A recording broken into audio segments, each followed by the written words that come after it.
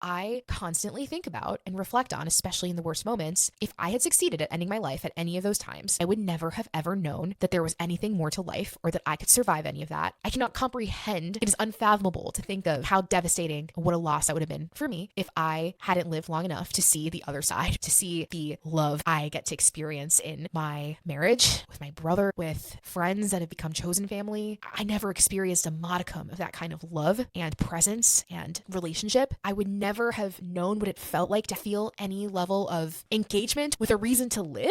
I would not have experienced what it felt like to have purpose and a light under my ass and something that I wake up for every single day that gives me joy, that gives me meaning. I wouldn't have ever known what it felt like to develop into the person I am today, that I now have capability, like at all, in research, in speaking, in making a difference, and contributing to the world with skills I didn't have any access to. Obviously, I would have never known what it looked like to experience healing, to feel any level of understanding of my brain and how to work with it and combat the shame and live with the brain that I have. I wouldn't have known any of this. I wouldn't have experienced any of the good parts of my life because it didn't happen until after. And to think that I couldn't have experienced that if I had ended my life, it's just the most unimaginable thing, that if I'm grateful for anything in this life, it's that I did not succeed in ending it, because I would never have gotten here. And big and equally what coexists with that is the fact that from that time onward, I still live with chronic suicidality every single day. My brain is trying to kill me every day. My brain's go-to for everything when I am suffering, when my brain is wielding that pain from all the conditions that I am in treatment for, what that means for me up till this point is that I still have them and they're still really loud. They're just not as loud as they were at their worst. And also I can manage how loud they are because I have tools. Amidst all that, my brain's out. My brain's response to all of that, especially when things get too loud and too out of control and too overwhelming, is telling me to go end my life. The wish to get away from everything I'm experiencing through death,